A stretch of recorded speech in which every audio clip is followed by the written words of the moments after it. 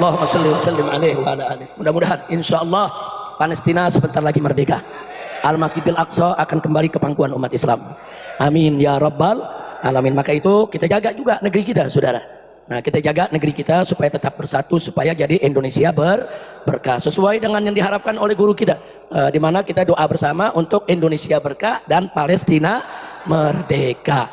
Jadi sekali lagi, kalau Indonesia mau berkah, jangan jauh-jauh dari hukum Allah. Kalau Indonesia mau berkah, jangan jauh-jauh dari Allah dan Rasulnya. Insya Allah, kalau kita taat kepada Allah dan Rasulnya, Indonesia akan dijadikan negara yang penuh berkah. Nah, pertanyaan terakhir saya nih, saudara. Sekarang ini lagi rame di kita punya negeri ini, para koruptor lagi ribut, saudara, para penjahat-penjahat negara lagi ribut. Nah, kemudian yang nggak sedapnya nih, presiden kita nih yang sekarang lagi diancam-ancam nih, saudara. Kalau galak terhadap koruptor, nanti koruptor melengsarkan dia, koruptor mau kudeta dia. Saya mau tanya semuanya, jawab yang kompak. Kalau Bapak Presiden kita mau lawan korupsi, basmi koruptor, dukung tidak? Dukung tidak? Kalau ada perampok-perampok negara coba-coba ngancam-ngancam presiden, lawan tidak? Lawan tidak?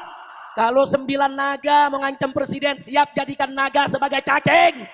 Siap jadikan naga sebagai cacing? Takbir! Angkat tangan semua, takbir! Siap bela ulama, siap bela habaib, siap bela presiden, siap bela negara, siap bela rakyat, siap bela Islam. Takbir!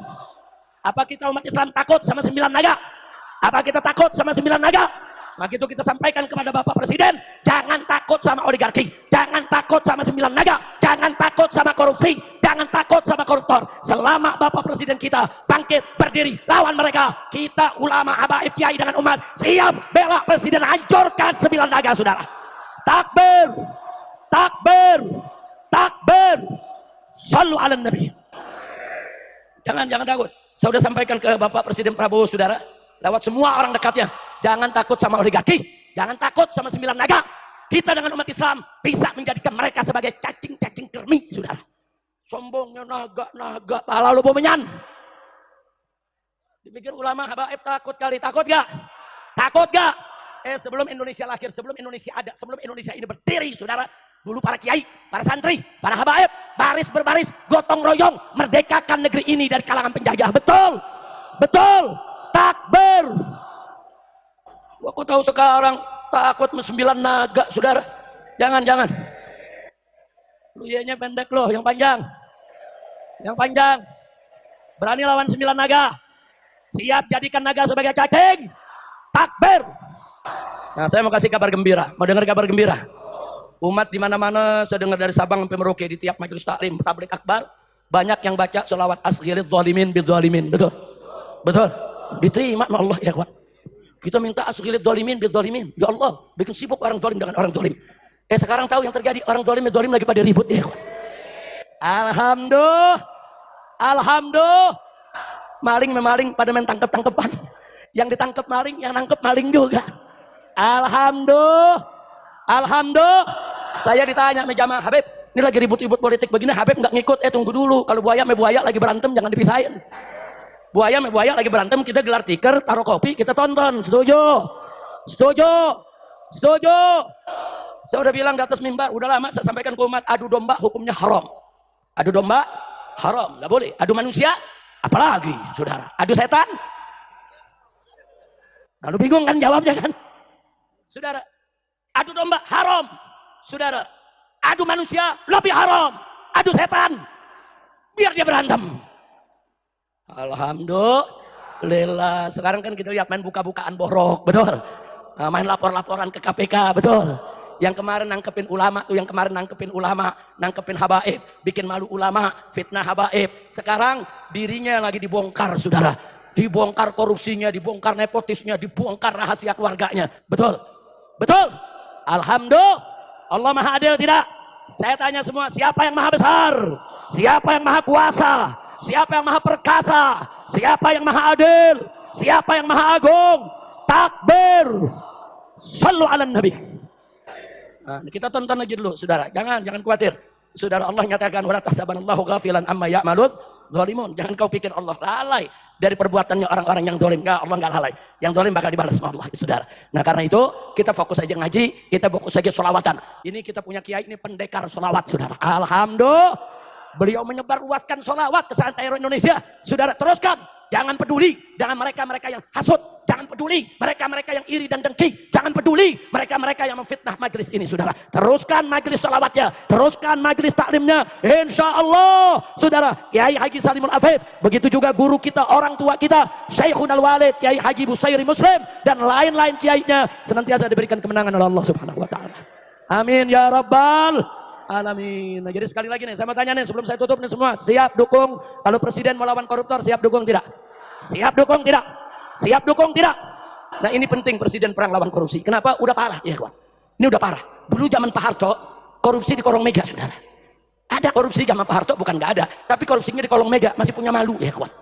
Begitu kita reformasi 98, korupsinya naik ke atas meja. Naik pangkat, malunya mulai hilang. Betul? Betul? Di zaman presiden yang kemarin tuh, tahu, korupsinya mega-meganya dibawa lari. Parah tidak? Parah tidak? Nah, jadi kalau Presiden Prabowo sekarang melawan semua korupsi, basmi semua korupsi, setuju tidak? Takbir. Shallu ala Nabi. Nah, itu saja yang saya mau sampaikan, saudara. Jangan ada yang bergerak sebelum ditutup oleh Kiai Haji Salimul Afif, dan sebelum ditutup doa penutup oleh para kiai kita. Insya Allah, ini penutup doa ini penting. Ibaratnya, saudara, doa ini iketan dari acara kita. Ini berkatnya di doa. Itu udah sholawatan, udah ngaji, udah dengar ceramah, udah macam-macam, saudara. Nah, supaya tidak terurai di mana-mana, kita punya berkat ini diikat dengan doa, saudara. Supaya kita tidak pulang dari tempat ini kecuali dosa kita diampuni oleh Allah. Tidak pulang dari tempat ini kecuali kesalahan kita dimaafkan oleh Allah. Supaya penyakit kita disembuhkan, kesulitan kita dimudahkan, kesempitan kita dilapangkan. Yang belum dapat jodoh biar dientengkan jodohnya, dimurahkan rizkinya. Nah, yang sudah dapat berumah tangga belum dapat keturunan, supaya dapat keturunan yang solihin dan solehat. Supaya yang punya utang Allah lunaskan utang piutangnya, dan supaya semua kita diberikan oleh Allah kebahagiaan dari dunia hingga akhirat. Ala hadhihi niyyah wa likulli niyatin salihah wa ila hadratin nabiyil mustafa sallallahu alaihi wasallam. Ala Allah subhanahu wa ta'ala an yarhamana wa yarham ahli baitina wa an yubarik li hadzal ma'had wa an yaj'al hadzal ma'had ma'hadan munawwiran salihan thayyiban nafi'an ma'muran. Wa ila hadratin Nabi Sayyidina Muhammadin sallallahu alaihi wasallam. Al-Fatihah. Oke teman-teman semua, itulah tadi ceramah dari Habib Rizik Syihab, ceramah terbaru acara di Bandung.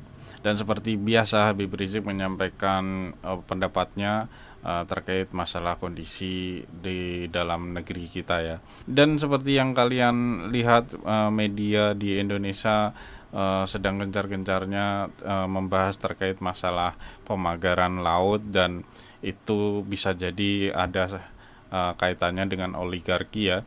Dan makanya seruan dari Habib Rizik tadi itu lawan oligarki. Dan seperti yang kita dengar tadi, Habib Rizik memberikan dukungannya kepada Pak Presiden Prabowo, karena dengan kondisi saat ini pastinya ada tekanan ya untuk seorang presiden jika berhadapan dengan oligarki atau dengan masyarakat.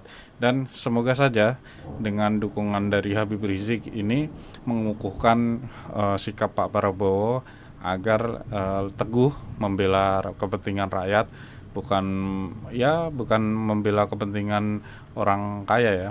Semoga saja apa yang disampaikan Habib Rizik ini sampai kepada Pak Prabowo, dan semoga bermanfaat ya buat kita semua. Sampai jumpa di video selanjutnya.